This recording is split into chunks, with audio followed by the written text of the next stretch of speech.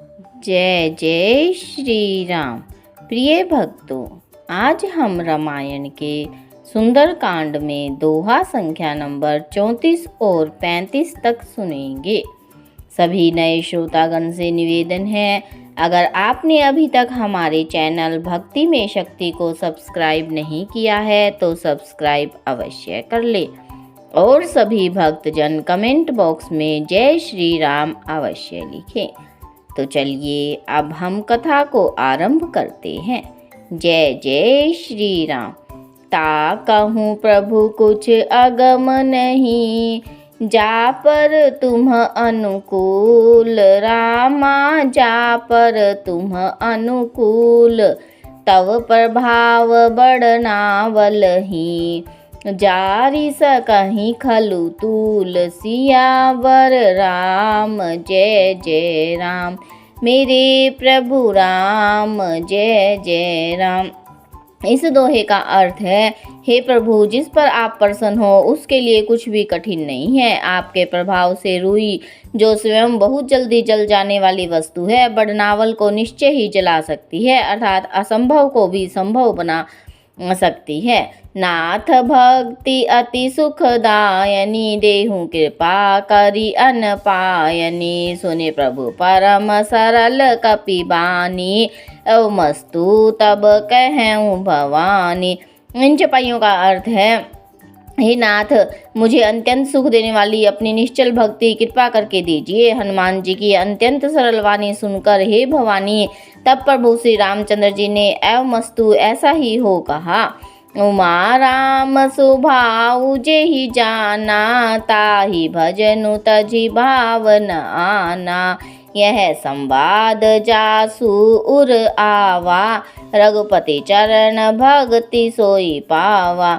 इन चौपाइयों में शिव जी भगवान पार्वती माता जी से कहते हैं कि हे उमा, जिसने श्री राम जी का स्वभाव जान लिया उसे भजन छोड़कर दूसरी बात ही नहीं सुहाती।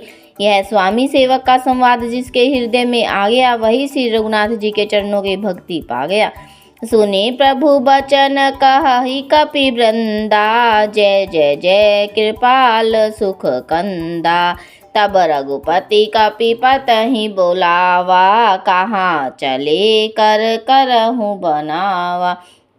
इन चौपाइयों का अर्थ है, प्रभु के वचन सुनकर वानरगण कहने लगे, कृपालु आनंद कंद श्री रामचंद्र जी की जय हो, जय हो, जय हो। तब श्री राम जी ने कपिराज सुग्रीव को बुलाया और कहा, चलने की तैयारी करो, अब विलंब के ही कारण कीजे, तुरत कपिन कहूँ आयशु दीजे, कौतुक देखी सुमन बहु भरसी, नबते भवन चले सुर हरसी। इन चौपाइयों का अर्थ है, अब विलंब किस कारण किया जाए, वानरों को तुरंत आज्ञा दो। भगवान की यह लीला देखकर बहुत से फूल बरसाकर और हर्षित होकर देवता आकाश से अपने अपने लोक को चले।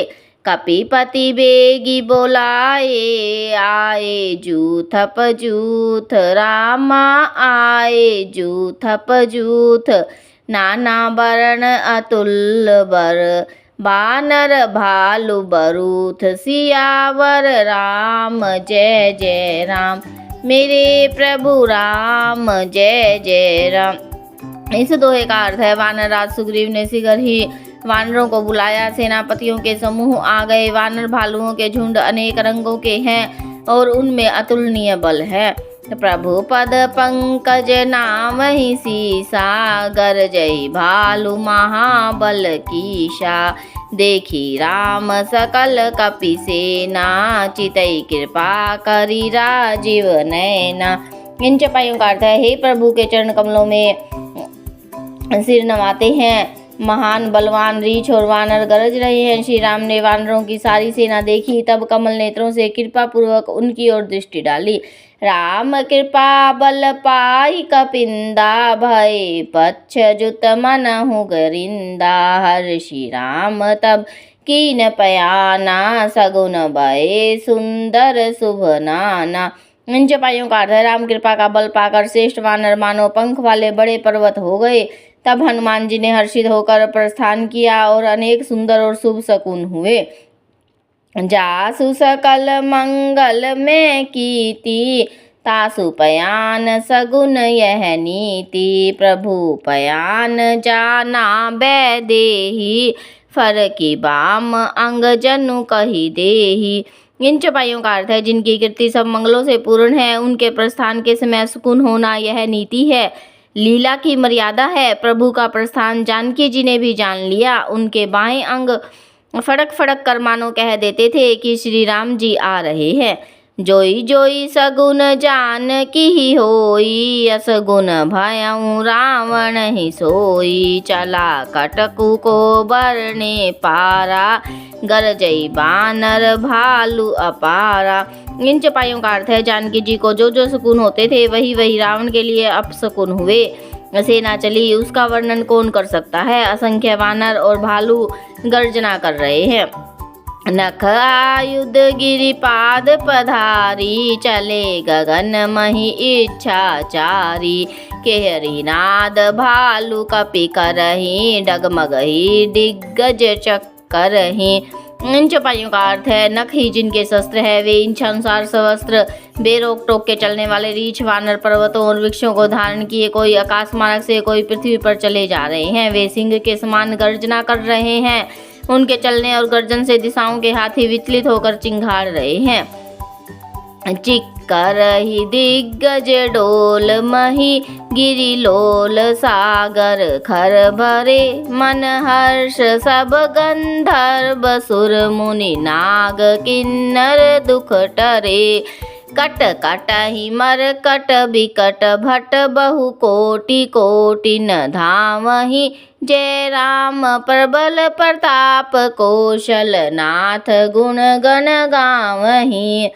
ये बड़ा ही सुंदर छंद है। इस छंद में जब श्री राम जी और संपूर्ण वानर सेना समुद्र के तट पर चलती है तो उसका बड़ा ही सुंदर वर्णन किया गया है।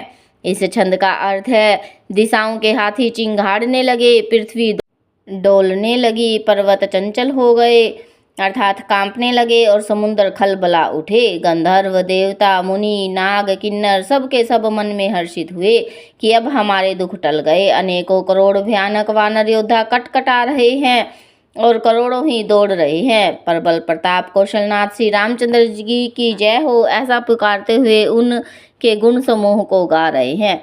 सही सकन भार उदार, अहिपति बार बार ही मोहई, गही दसन पुनि पुनि कमठ पृष्ठ, कठोर सो किमि सोहई, रघुबीर रुचिर परयान परिस्थिति, जानी परम सुहावनी, जनु कमठ खर पर सर पराज, सो लिखित अभिचल पावनी।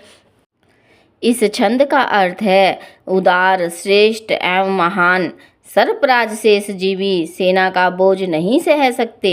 वे बार बार मोहित हो जाते हैं अर्थात घबरा जाते हैं और पुनः पुनः कच्छप की पीठ को दांतों से पकड़ते हैं। ऐसा करते बार बार दांतों को गड़गड़ाकर कच्छप की पीठ पर लकीर सी खींचते हुए वे कैसे शोभा दे रहे हैं, मानो श्री राम जी की सुंदर प्रस्थान यात्रा को परम सुहावनी जानकर उनकी अचल पवित्र कथा को सर्पराज शेष जी कच्छप की पीठ पर लिख रहे हो।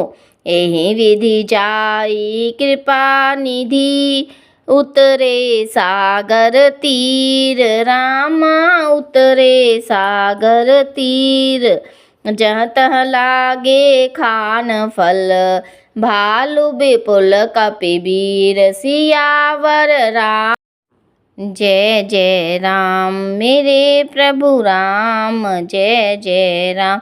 इस दोहे का अर्थ है, इस प्रकार कृपा निधान श्री राम जी समुद्र तट पर जा उतरे। अनेकों रीछ वानर जहाँ तहाँ फल खाने लगे। जय जय श्री राम।